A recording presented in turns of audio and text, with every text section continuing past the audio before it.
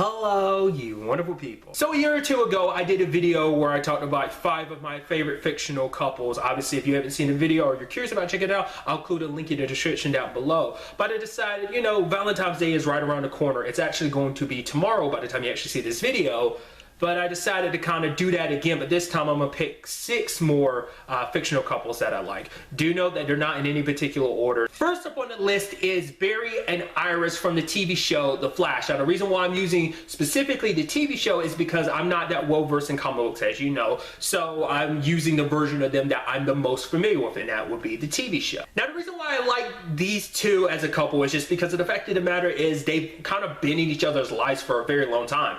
Obviously, Barry's been in love with Iris ever since they first met, ever since he was little. Obviously, Iris was unaware because for her, most of her life, she grew up thinking like, oh, Barry's kind of like a brother. I mean, he had his whole family situation. If you're familiar with The Flash, then you know what his family situation was. So he lived with Iris and her dad for so long, but I think spending that time with her just made his love for her grow, and it took a while, but she eventually found out about how he felt, and she felt the same way. And I mean, I think they make such a nice pair, especially because, you know, in the TV show, it's not like, oh, it's not just Barry who's the Flash, we're the Flash, because they kind of, you know, it's like we're a team. Like, you know, when Barry was gone, Iris held stuff down at Star Labs. She's always there to pick Barry up when he's down. She's always kind of like the wind beneath his sails, I guess would be a way to kind of phrase that, but they've always got each other's back and they're always there for each other, even the most trying of times. The fact of the matter is they're going through their own particular situation. It's not necessarily a bad situation. It's a bad situation that kind of brought a good thing about it. Like if you seen how season 4 of The Flash ended and you're currently watching season 5 of The Flash, and you know what I'm talking about, a certain surprise popped up that, you know, I think in a sense has made Barry and Iris even stronger, because it's like, we're ready for this thing that's going to happen, you know, and it's like they're enjoying the thing that's happening right now. I'm trying not to spoil anything, so I'm talking in circles, so I do apologize. Next up on the list is Sean and Juliet from the TV show Psych. They've had this nice chemistry between them. Like, they've always been a little flirtatious towards each other. Like Juliet's one of the few people over the course of the show who's always kind of liked Sean from the very beginning. Everyone, yeah, obviously you have your Lassiters, who's always kind of been a little apprehensive towards him. But Juliet was always kind of like, no, Sean's cool. And in fact, in the matter, she was always kind of giving him more leeway than others. And it's kind of sad because they've always had this back and forth relationship. There was the time Sean, like, they never synced up, because it's like, Sean was dating, I'm blanking her character's name, but Rachel Lee Cook's character, and then eventually Juliet dated that dude later on. But then like the complicated nature of like, oh, their feelings for each other eventually came out, you know, and they were in a situation where it's like, yes, let's be together. And the fact of the matter, and one of the things I like about the relationship too is I feel like Juliet made Sean, you know, mature in many different regards. In a lot of regards, Sean stayed true to who he was, obviously, but like even the thought of like he was getting a ring to propose to Juliet. In the past, Sean most likely never would have ever done that, but the fact is, because it's for Juliet, it speaks volumes of just how important she is and how special she is. It's actually interesting because I referenced the dude that Juliet was dating. That dude was a fake psychic, and he actually told her the truth, which is ironic because she was pissed at first, but then eventually they started dating, which, you know, Sean was kind of like, wait, what? You forgave him? Because Sean had been keeping his secret the entire time, and maybe if he had told her the truth sooner, because it actually plays a role in their story, and I guess that was very foreshadowing. I didn't realize that until I rewatched parts of Psych, and it's like, oh man, like, because I know later on Juliet breaks up from Sean because she found out about his secret that he was keeping from her. It's like, if he had told her sooner, it wouldn't have been an issue, but the fact is that she was one of the few people that believed he was a psychic. Everyone else maybe knew to some level, or maybe some people did believe it, I don't know, but in her case she really believed it. And it's also like, this is a big secret about yourself you've been lying to me about for years, so it's like, how do I really know you? I do love the episode after they broke up. It's actually a very sad episode, but it's basically the episode is split into 2 different timelines. It's like the timeline of like the canon timeline of like, hey, this is, you know, what's happening, you know, after Juliet found out the truth and they broke up, and then the other side of it's kind of like a what if Juliet had never found out type of situation, how this like series of events would have followed. It was just kind of an interesting thing. But like I said, they eventually got back together. If I remember correctly, it was kind of a slower process, but I will note that I have not seen the Psych movie yet. I know I meant to, and it's been over a year. I just haven't gotten a chance because I was in the process of rewatching Psych. I got up to like season 6, but I didn't finish, and I don't want to ever watch the movie until I completely catch up and remember everything. So number 3 on the list is Snow White and Prince Charming from the TV show Once Upon a Time. Now the reason why I love them as a couple is just because the fact of the matter is it's interesting how they met each other. They started off not liking each other one bit. It's interesting the circumstances they actually met each other, but eventually from it true love spawned, and it's not just with them.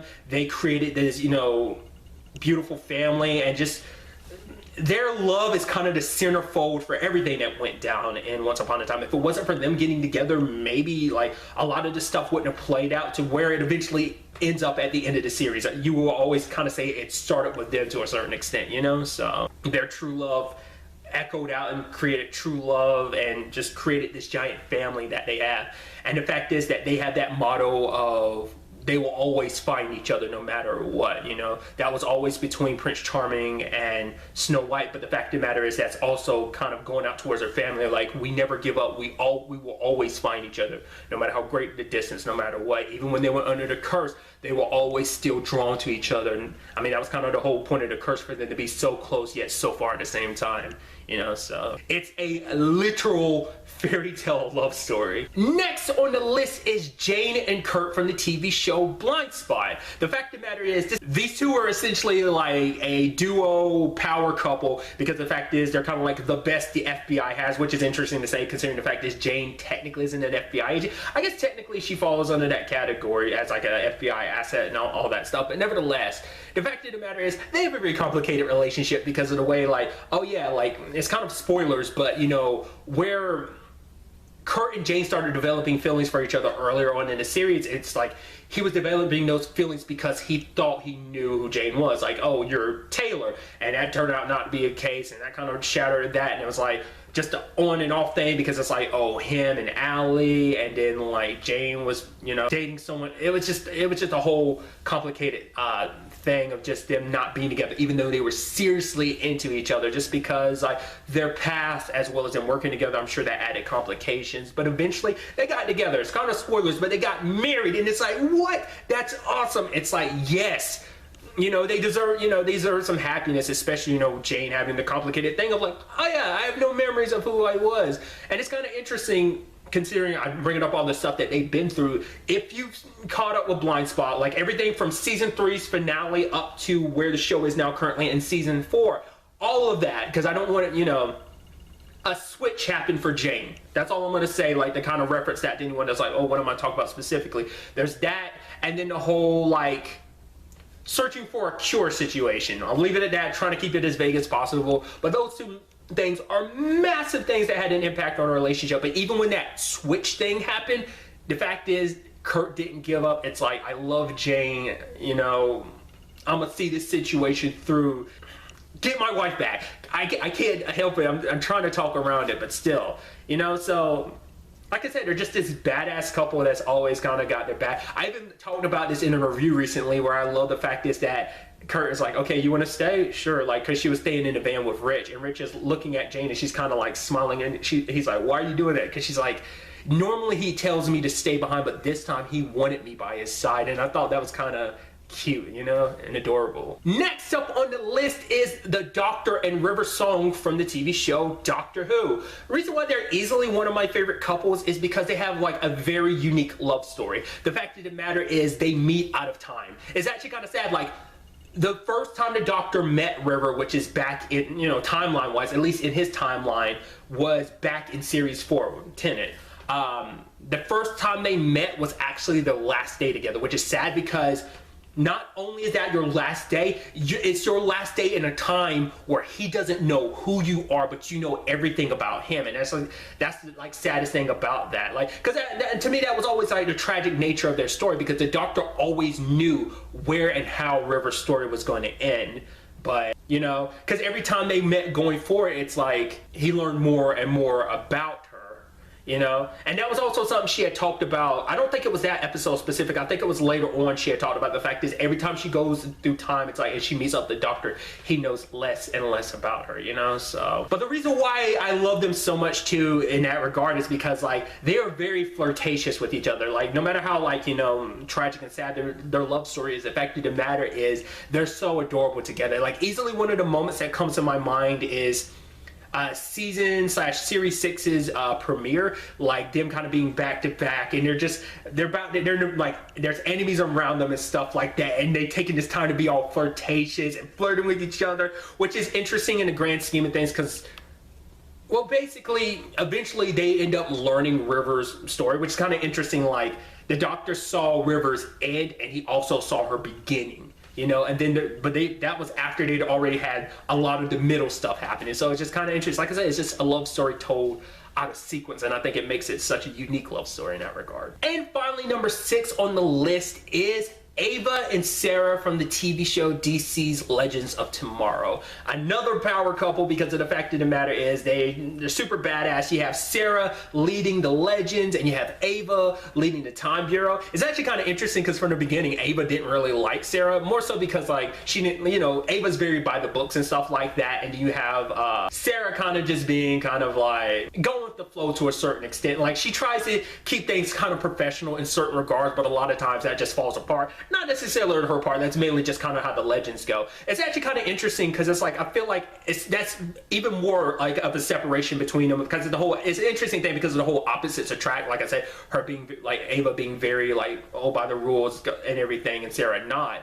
Just because you see that side of Sarah more and more as the series progresses. Like, you know, it's just they're so cute and badass together. Like that's what makes their combination so amazing. What I like about it too is not only did they complement each other in that way of just like opposites attract, but the fact of the matter is they also complement each other, and the fact is that they are complicated. Like Sarah's got many different complications from her situation in Lian Yu to the whole, you know, League of Assassins to dying and being resurrected and having that whole issue of kind of like being consumed by rage a lot. Then also the responsibility of being captain of the Legends. Then Ava's whole situation of being, you know, finding out the truth about herself. And it's kind of spoilers, but I won't talk about it. But she found out about herself, and that's actually something she's dealing with. Like her and Sarah are kind of balancing that out of like, because I think for Sarah, this is the first time she's been in an extended relationship in a while. I think the last time she was in a long period relationship was her and Nissa, if I remember correctly. But then that also happened around the time, like that came up around the same time, like when Sarah first came back and her and Oliver, that whole situation too. So because there was even this episode that came up this season where, you know, like Ava never had much of a childhood because of her particular situation that I won't go into, but because of that, you know, Sarah was trying to teach her, you know, to have a kid, be a kid again. And it's just interesting like how well they balance each other. And it's like I said, just because of their respective situations, they both deserve to be happy, and they're so happy together. I actually forgot what their ship name was because I think there was another one that I remember seeing, but the one I recently saw was Avalanche, and I was like, oh my god, I love it. That's not the one I saw because there's actually like a Wikipedia page that I had come across where it had like all the different ship names, both kind of more, you know, canonical and official ones, as well as like fanfics ones. But Avalanche was one of them. I feel like there was a different one that they went by, but I don't remember. If I track it down, I'll include it in an annotation. I might start doing this a little more annually. Like I said, I think the last one I did, I don't think it was last year. It might have been, but I think it was 2017 when I did that. So I might do this more often in the future. I don't know. There's plenty of fictional couples that I really like. So maybe each year I'll just add one more to the list, you know, like next year maybe 7 and after that 8. I don't know. We'll see what I ultimately end up doing. But really that's all I want to talk about in this video. To the next time we meet, be happy, be safe, live life to the fullest and enjoy it. Good day and good